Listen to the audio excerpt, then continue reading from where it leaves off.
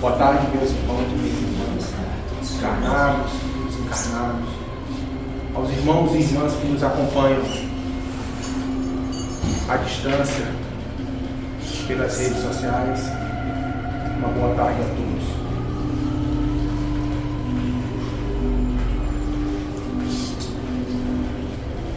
Na tarde de hoje, em que nós buscamos compreender um pouquinho que seja a mensagem do Divino Mestre, precisamos nos lembrar de uma das leis que nós chamamos de leis morais, que compõem um todo denominado de lei de Deus. Essa lei, por sua vez, está escrita dentro da nossa consciência. E eu vou buscar a última dessas leis morais. A lei do amor, da justiça e da caridade. Porque os Espíritos nos ensinam que a caridade, ela é filha do amor e da justiça. Por isso as três são tratadas conjuntamente numa só lei. E quando nós dizemos que algo é filho ou filha de outra coisa, nós estamos querendo dizer que essas partes se complementam. Então a caridade, ela é o complemento do amor e da justiça. E quando nós dizemos que algo complementa outra coisa, nós estamos de verdade querendo dizer que não atingimos uma, não conseguimos atingir uma, sem obrigatoriamente passarmos pelas outras.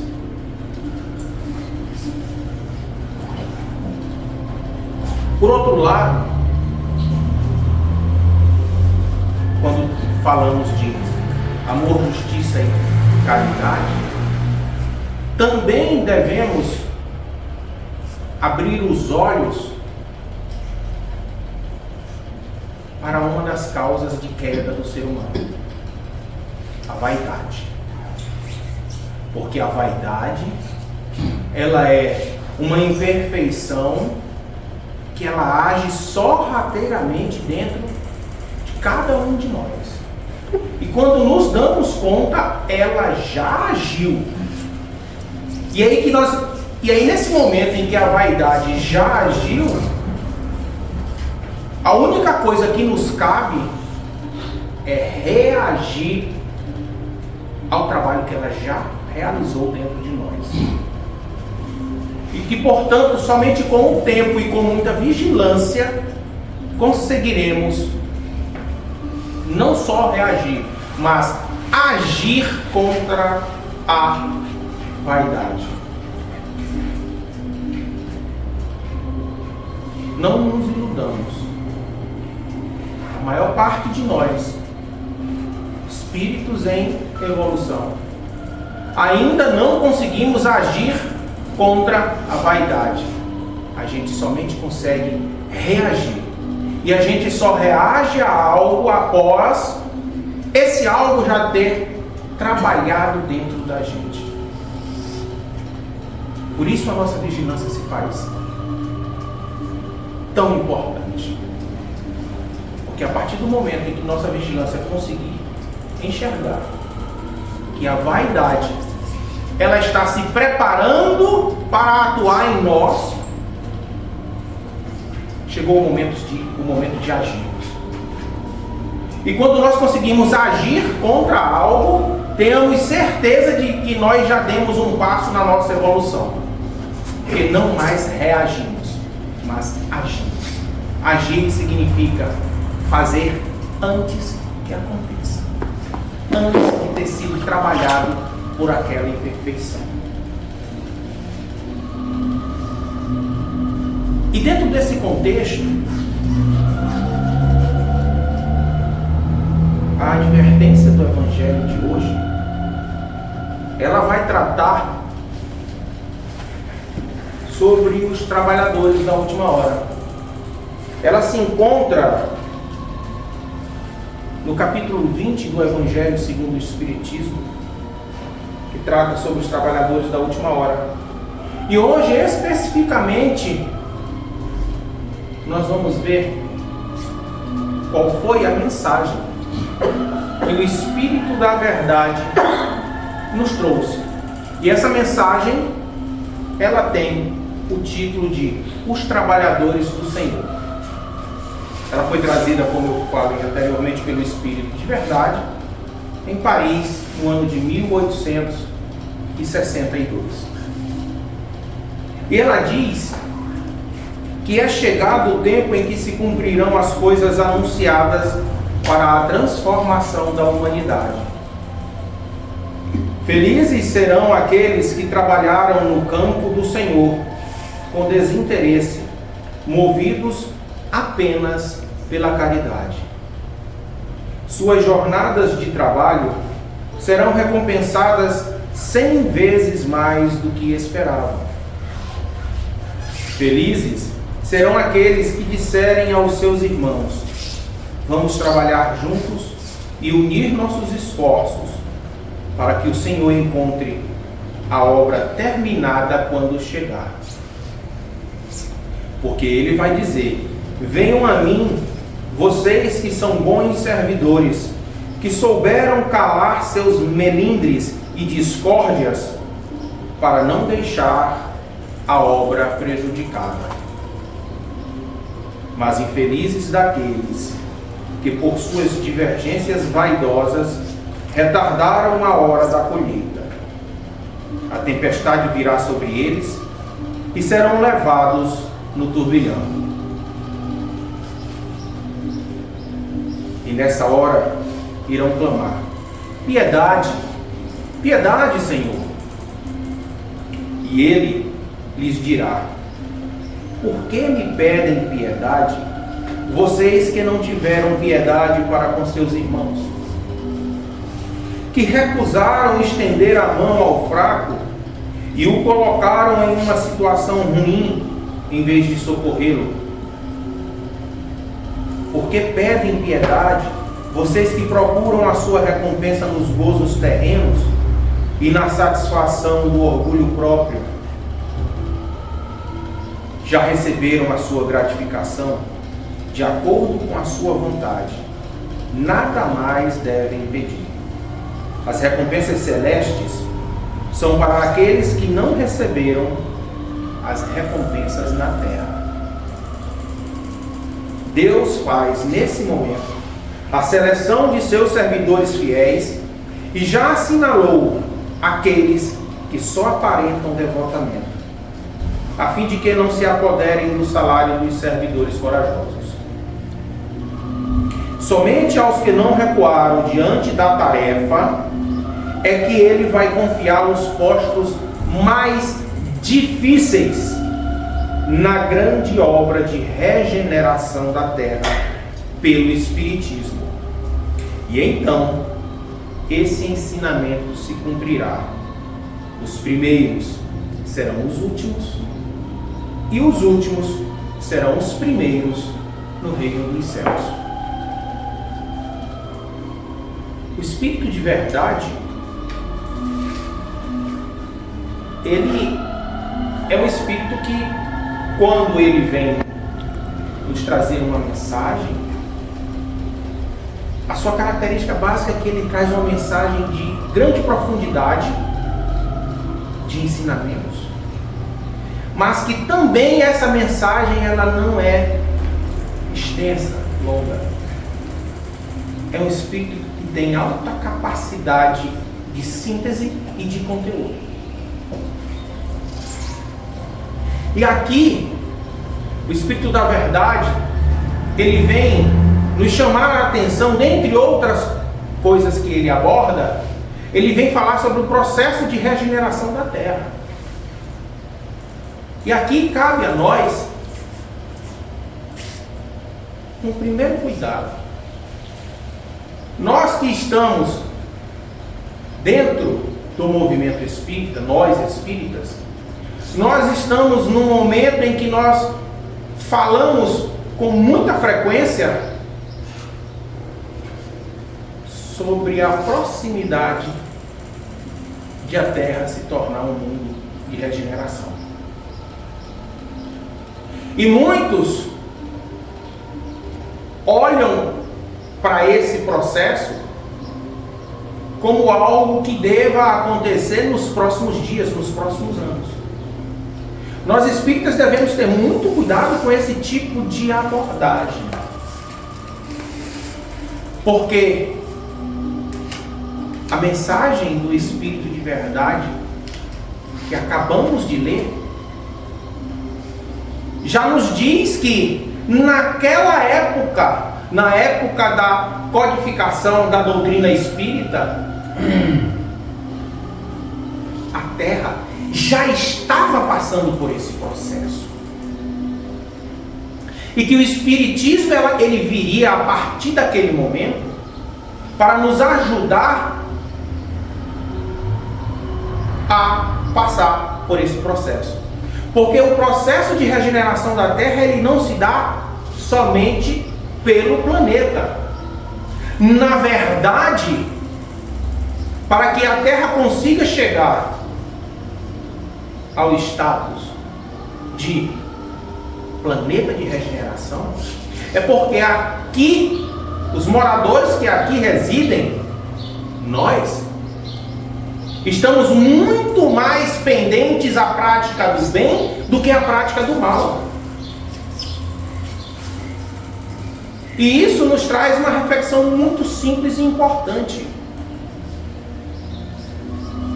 O processo de regeneração da Terra, ele não se dá só.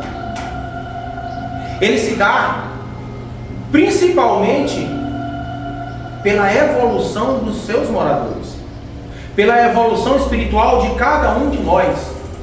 Então nós estamos diretamente ligados, entrelaçados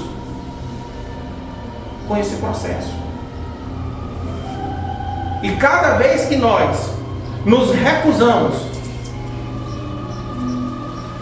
a realizar qualquer tarefa em prol do bem, do amor, da justiça, da caridade, nós estamos atravancando o processo nosso, dos nossos e do mundo em que nós vivemos. Quando eu não me disponho à prática do bem, estou trazendo empecilhos para o meu crescimento espiritual. Mas ao mesmo tempo eu também estou trazendo empecilho para o crescimento espiritual do meu próximo. Porque as decisões que eu tomo em relação a mim, elas têm consequências no meu próximo. Porque ao não praticar o bem para o meu próximo, eu posso estar impedindo ele de cair em si, reconhecer que eu fiz um bem para ele e dizer, olha, é esse o exemplo que eu estava precisando para finalmente tomar uma decisão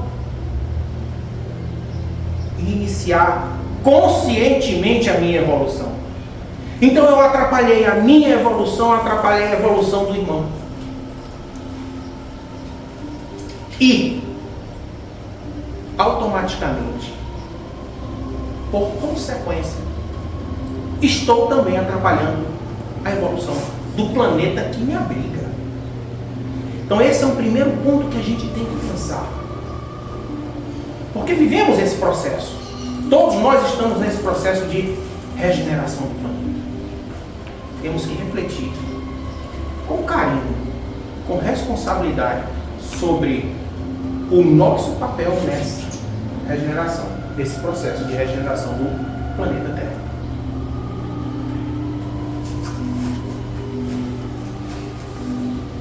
Além disso, a gente tem que pensar também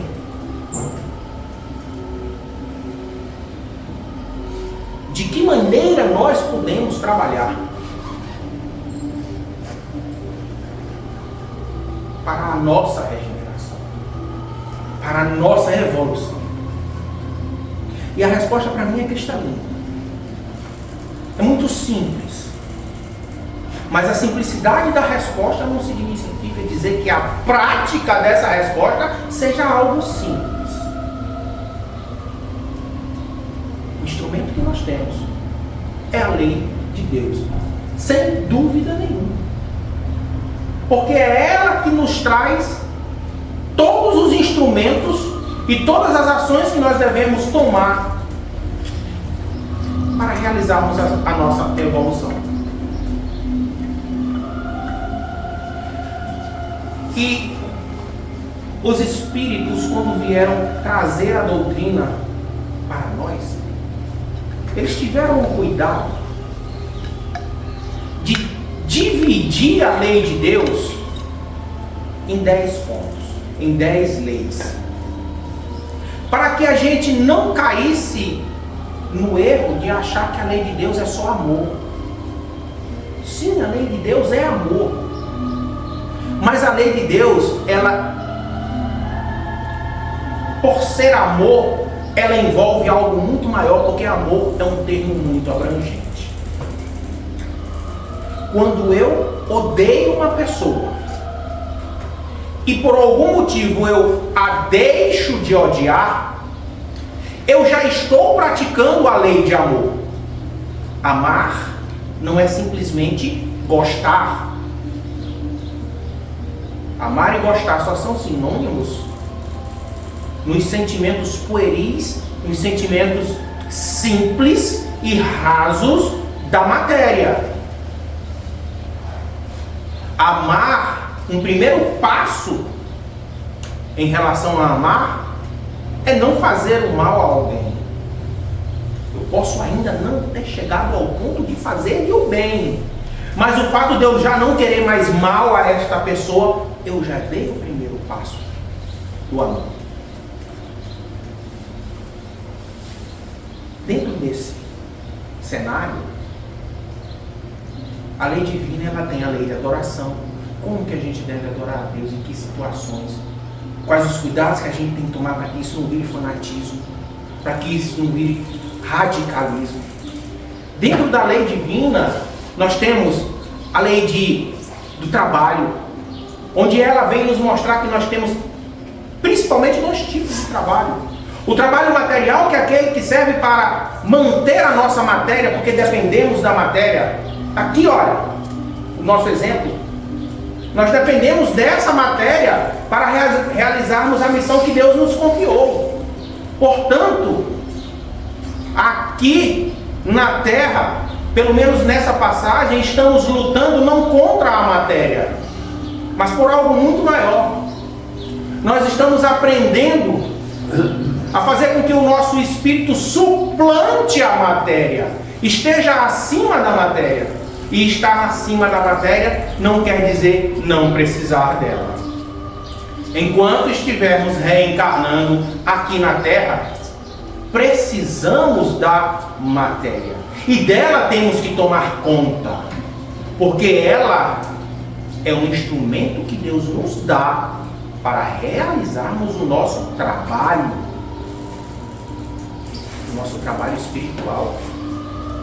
Então aqui na Terra a gente tem principalmente 2 tipos de trabalho, o material e o espiritual, onde a matéria é um instrumento que nos propicia o trabalho espiritual. Temos a lei de reprodução, temos a lei de destruição, temos a lei de conservação. Então reprodução, destruição e conservação, dentro da lei de Deus, elas devem ser entendidas conjuntamente. Porque reprodução é nós nos multiplicarmos, é gerarmos vida a partir da matéria. A conservação é o que precisamos fazer para conservarmos.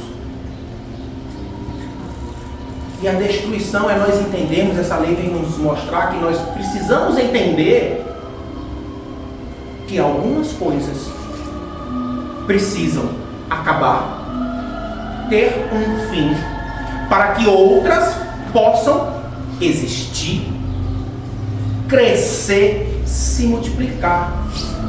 E essa lei de destruição, ela vai, como todas as leis divinas, como todas as leis que compõem a lei divina, elas terão aplicações no mundo material e no mundo espiritual. Porque aquela lei que só se aplica ao mundo material, ela não está dentro da lei divina. Ela está dentro das leis terrenas, humanas, só se aplica no material. Todas as leis que compõem a lei divina, elas têm aplicações materiais com consequências espirituais. E aqui, quando a gente trabalha a lei divina, o texto vem nos dizer, o texto do Espírito de verdade, ele vem nos mostrar que a gente tem que ter muito cuidado com determinadas coisas que acontecem na nossa vida. E aí ele diz textualmente que nós devemos ter cuidado com os melindres e com as discórdias. Melindres. Então, uma determinada coisa que alguém fez para mim, e por menor que for, ou que seja essa coisa, aquilo me bateu fundo. Não devemos nos esquecer que o melindre é um dos filhos da vaidade. Por quê? Porque se algo faz ressonância dentro de mim, se o meu próximo faz algo para mim que me melindra, é porque isso teve ressonância dentro de mim. Conseguiu tocar em algo dentro de mim que ainda não está bem resolvido. Conseguiu tocar algo dentro de mim que talvez esse algo estivesse muito bem guardado pela minha vaidade. Pela minha vaidade de não demonstrar aquela minha imperfeição, que pelo fato de ser imperfeição, iria ou vai me expor, e a minha vaidade não quer que eu me exponha dessa forma.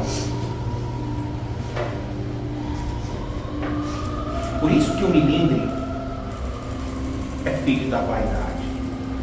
Porque aquilo que me melindrou, a causa do meu melindre, está encoberto pela minha vaidade. E o outro filho, ou filha da vaidade, é a discórdia. Porque muitas vezes, para nutrir a minha vaidade e esconder as minhas imperfeições, eu crio realidades alternativas. Nome bonito para fofoca, né?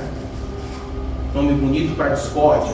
Eu planto o mal em um cenário para que mais uma vez a minha vaidade saia intacta e as minhas imperfeições continuem sob o véu misterioso que ninguém consegue acessar. Na maioria das vezes, inclusive eu não consigo acessar. Só sei que aquilo conversa dentro de mim e me acorda sensações animalescas. Esse momento, para falar sobre melindres e discórdias e de vaidade, é importante que a gente saiba como agir contra eles. E o antídoto que eu vejo contra esses inimigos da evolução espiritual do ser humano é a rendição. É render-se. E para dar um exemplo disto, de rendição, eu trago uma passagem bíblica, do texto bíblico. Gaius era um soldado romano, um centurião romano, de grande poder, que tinha vários soldados sob o seu comando. Ele detinha poder em sua mão. E por força do seu trabalho, muitas vezes ele vira Jesus pregando, ele vira Jesus ensinando os seus discípulos, e ele também vira Jesus praticando o bem, praticando os seus fenômenos de cura. E mesmo sem se aproximar de Jesus, sendo só um observador do trabalho de Jesus, aquilo foi o suficiente para ele ser tocado. Porque Jesus tinha, quando na terra, e ainda tem em espírito esse magnetismo sobre cada um de nós. Basta que nós nos dispusamos a observá-lo, observar os seus ensinamentos e as suas ações, e estejamos dispostos a ser tocados por ele. Não nos esqueçamos que Gaio era um centurião romano, e que pelo fato de ser romano e de ter muito poder e muita autoridade, junto com ele tinha também muita vaidade, porque Roma naquela época mandava no mundo. Roma mandava na metade do mundo. E aí, a providência divina age. Gaios tiveram um filho fora do casamento. Naquela época, para que um filho fora do casamento fosse criado dentro da casa do pai, ele poderia ser aceito na casa do pai, não como filho, mas como servo. E aí as escrituras nos dizem que o servo de Gaio adoeceu e não conseguia ficar bom da doença. E trataram o filho de Gaio com toda a medicina que eles poderiam acessar por meio do Império Romano na época, e nada trouxe a cura do menino. Um dia, Gaio pediu para se encontrar com Jesus. E ao se encontrar com Jesus, ele cai de joelhos, rendido.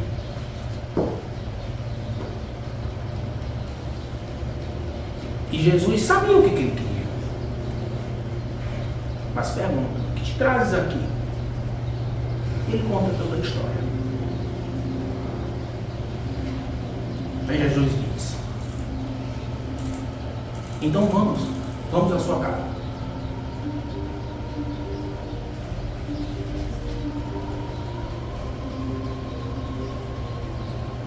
Ao que ele responde: Senhor, eu não sou digno que entreis em minha casa, mas eu acredito, com uma só palavra, a distância, o meu filho será salvo. Ao que Jesus responde: então vá, porque será feito conforme tu disseste. E ele foi curado. Aqui está o instrumento que Deus coloca ao nosso dispor para aprisionarmos a vaidade. Um instrumento simples. É a rendição total e completa a Jesus. Porque ao fazermos isso, nós estamos realizando a rendição total e completa a Deus, as leis de Deus.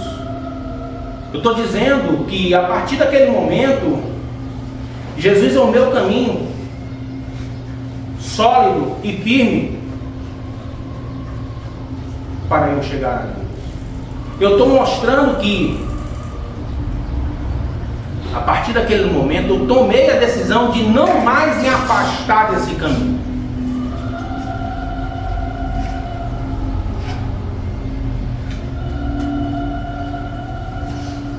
Mas também a história das pessoas que tomaram essa decisão de seguir o caminho que Jesus aponta, nos mostra que esse caminho ele é um caminho seguro, mas é um caminho que tem percalços.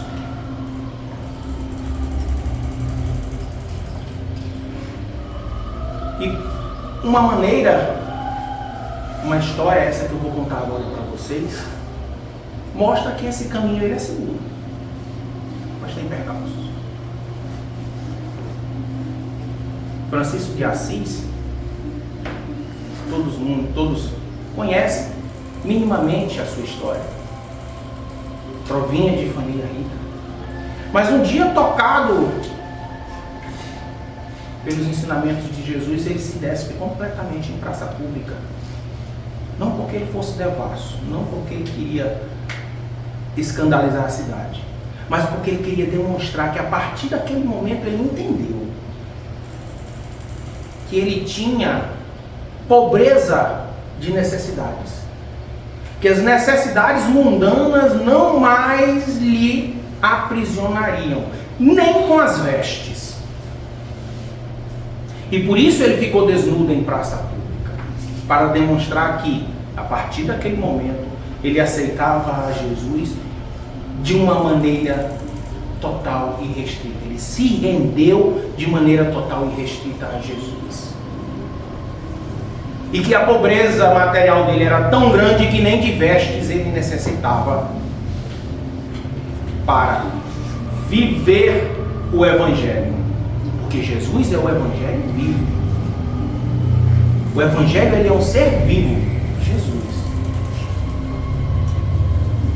E essa vivência foi tão tocante para o mundo e para as pessoas que ele passou a ter discípulos.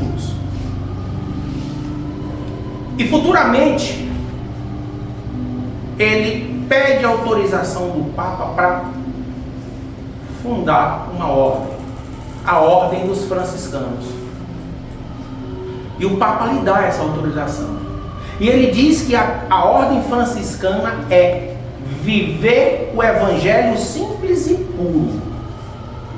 É essa a única diretriz da Ordem Franciscana: viver o Evangelho de maneira simples e pura.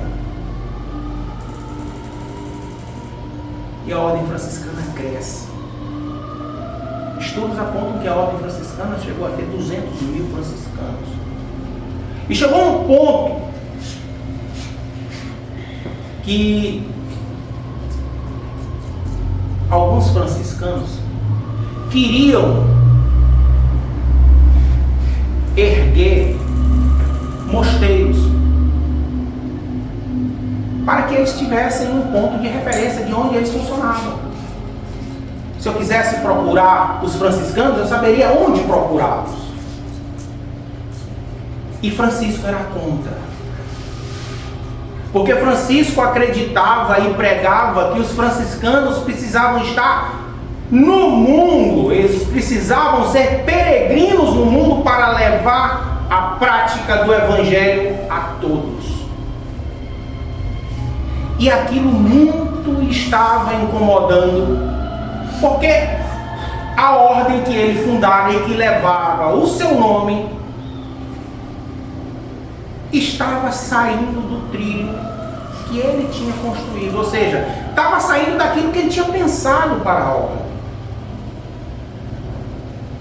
E aquilo se tornou um obstáculo para ele.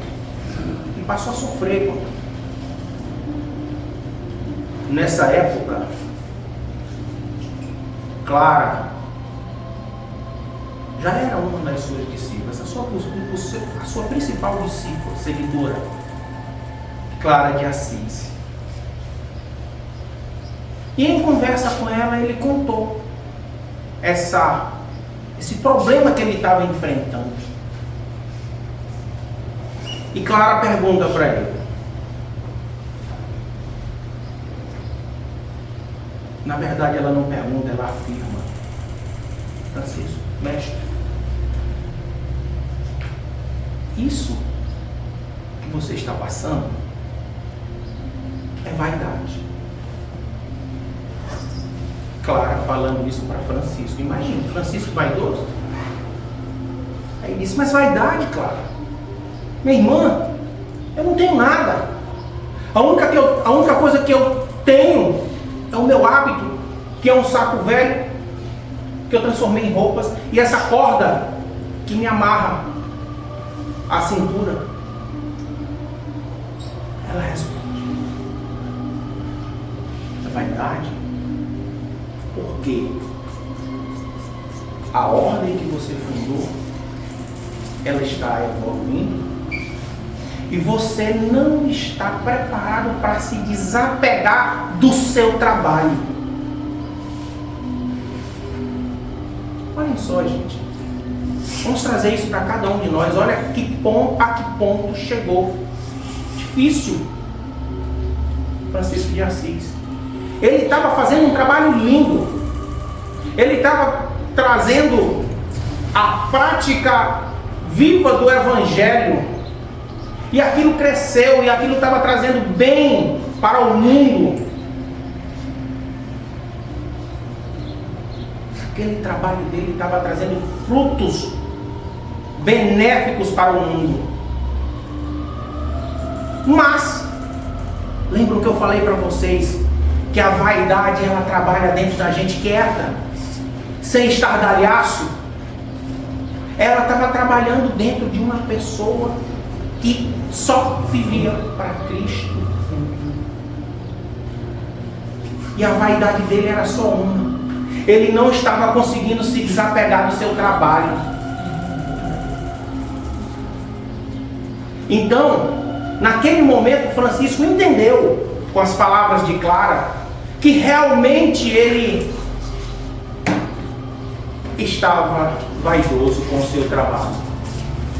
Mas também, naquele momento, ele inicia um processo de transformação interna que o levou a aceitar essa realidade e que, além disso, o levou a suplantar. E no momento em que ele sente que ele não era mais vaidoso para com o trabalho dele, nesse momento ele agradece a Deus e diz: muito obrigado, meu Deus, muito obrigado. Agora eu sei que eu realmente sou pobre. Agora, nesse momento, eu realmente sei que é pobreza material. Então, vejam de que maneira nós somos experimentados. Porque um trabalho que a gente faz, a gente deve fazer pelo trabalho. E se ele cresce, nós precisamos ter em mente que ele vai evoluir e que em algum momento ele não dependerá mais de nós. E que, além disso, em algum momento outras pessoas melhorarão o nosso trabalho. E que disso não deve ficar nenhum resquício de vaidade. E que disso não deve ficar nenhum ponto de chateação por nossa parte, de dizermos em algum momento: fulano, entreguei o trabalho de maneira tal para fulano mudou completamente. Não vamos nos esquecer que dentro da lei de Deus está a lei de evolução, as coisas evoluem. Não vamos nos esquecer que dentro da lei de Deus existe a lei de destruição. Algumas coisas precisam acabar para que outras comecem e floresçam. Mas o que vai começar a florescer não vai começar a florescer do zero. Virá a partir das bases plantadas daquele trabalho que acabou de finalizar. Então, nós precisamos saber nos render como Gaius, como o romano, atrevido, presunçoso e vaidoso. Nós precisamos saber realizar essa rendição.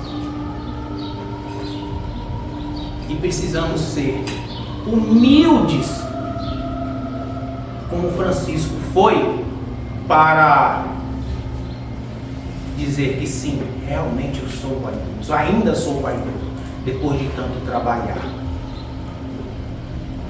Para finalizar, uma pergunta. Teremos nós hoje aqui presentes, encarnados e desencarnados, a coragem para nos render, conforme Gaio se rendeu? Teremos nós hoje a coragem suficientes para sermos humildes, tal qual Francisco foi? E por fim, teremos nós a coragem suficiente para dizermos ao nosso próximo o que ele precisa ouvir, não aquilo que ele quer ouvir, como fez Clara de Assis? Que nós tenhamos coragem, que a nossa coragem vem dos ensinamentos do nosso Divino Mestre Jesus. Muito obrigado a todos, uma boa tarde a todos, graças a Deus.